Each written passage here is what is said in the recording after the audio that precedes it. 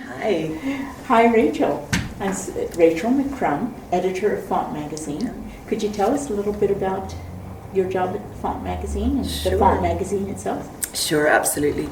So Font is an online magazine that started in November 2021. It's published monthly at fontmag.ca. It's actually a project of Linda Leith Publishing. And the aim with Font was to seek out and put a spotlight on English and minority language writing activities, writing communities, writing organisations in Quebec, but particularly those outside the main centre of Montreal, or to look in Montreal but in communities that were more marginalised, so looking at people of colour or Indigenous communities or LGBTQ+, who maybe weren't engaging with the mainstream English language literary scene, let's say. And we knew there was activity out there, and we knew that there were exciting writers out there, and that there were communities out there who were doing really interesting projects. And so we wanted to go, hey, what are you doing? Would you like to come and do some writing for us? Would you like to submit a piece? Particularly looking at encouraging new and emerging voices. Of any age, I should say, as well. And sort of, giving them a platform that was for any genre of writing. So we have poetry, we have prose, we have non-fiction. Because it's online, the joy of that is it's multimedia. So we have storytelling, we have song, we have film, we have images to accompany everything. We can have critical reflection. People are paid for their contributions. That was very important to us, so that they had a taste of the professional writing process. There is a contract to be signed. There are invoices to be sent. There is an editing process to go through that you're working with an editor who may ask questions about the work or pose suggestions to phrase it in a different way. And so for some people that's maybe the first time they've been through that process, even something like writing an invoice. And we're hoping that that gives people experience that they can then take forward and as they start to build their writing careers, know what to look for, know what to expect coming through it. So there's a lot of different things happening. And then we publish monthly, and we send that out across Quebec, internationally, as far as we can go, and give a platform to new writers. We've just published issue 12. This is this is October 2022. This is October, right, isn't it? I'm losing track.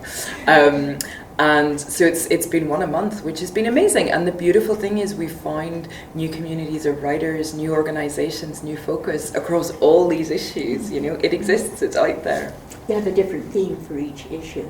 We do have a different theme for each issue. So some have been geographic, so we worked in the Eastern Townships, we worked in Gaspésie in the Reeford Gardens, we worked in Bas-Saint-Laurent, we've worked, as I say, we've just had out in Wendake.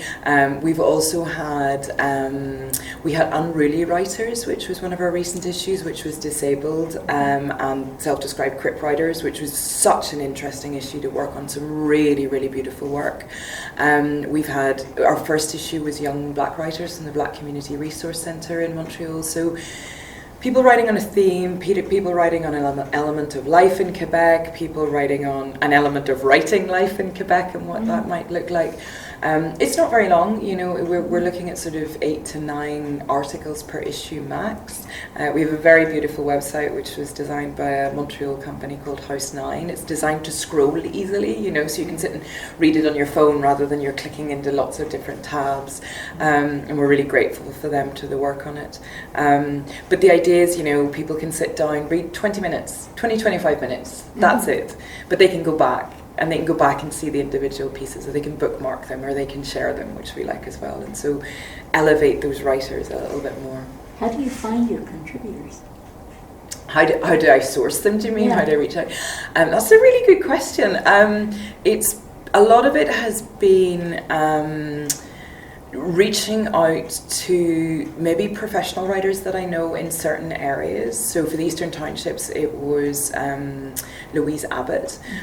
For Gaspésie, I'd worked with a group out there in capacity with another organisation. We've worked with organisations like the Quebec Writers Federation. I talk to my staff and I say, does anyone have any ideas? We have an advisory committee who've been really useful, who work in different areas of publishing in Quebec. And so right at the start we said, okay, give us a list of as many people as you can. And if I'm honest, I've worked my way down that list and gone, okay. We're also, we're trying to cover as wide a geographic area as possible. So if we haven't touched, who do we know in that area or who might go there? I have to say I still haven't got the Côte Nord yet. I really wanted to get the Côte Nord, and also up north, although that might change in issue 14. Excellent. Yeah, it's a big place, Quebec, we've got to reach out. Quebec is big, yeah. Okay, when you receive a submission, what is it that makes your heart sing? I'm really excited to see people who are starting to find or have found their own writing voice, that they have a flow in a way that is something that is natural to them. Maybe it's their spoken voice, maybe it's their heritage, maybe it's they're coming to Quebec from somewhere else, and they're using a particular form of English. Maybe it's their second language. I'm from Northern Ireland, so I don't speak, and I definitely don't write in what is accepted Canadian English or CBC English. Can we say that? We'd say BBC English, so let's say CBC English. And that can be quite hard if you go through an editing process where the emphasis is on the correct form of English, let's say, rather than what is this person trying to say, why have they phrased it in this way, what is it particular to the syntax or the rhythms or their speech rhythms or how their grandmother used to talk, what is happening here. And so it's really exciting when something comes in where you go, oh, this person is right, there's something interesting in the way they use phrases here, and we want to know more. And the editing team, Edward He and Deanna Radford, we've worked really hard to try and respect people's voices in the editing process. So we're not editing them to oblivion, let's say. And there's some back and forth. And there's back and forth, absolutely. So this has been interesting. It's, an editor poses questions. An editor doesn't just slash through everything and go, this is the version that we're putting out here. And so the idea is, to go, can you explain why you use this phraseology, or have you thought about this, or just checking if this is intentional. And a lot of it's to do with intention. Did you mean to write it like this, or is it an error? Okay, you made a choice. You made an artistic choice to write like this. Let's talk about why. If the meaning doesn't seem quite clear, is there a way we can work with this to make it clear? But again, without making it bland, without flattening it out. So that's exciting. Would you have just a couple of words of, advice or tips for someone who's looking for their voice and maybe has never published before? Oh, that's a lovely question. I think you write your way into your voice. A lot of it starts with reading, right? So you find what resonates, you find what makes your heart sing, let's say, in the reading of it. But that doesn't mean you're going to write like that person, I love W.B. Yeats, but I'm not writing in Yeats' syntax.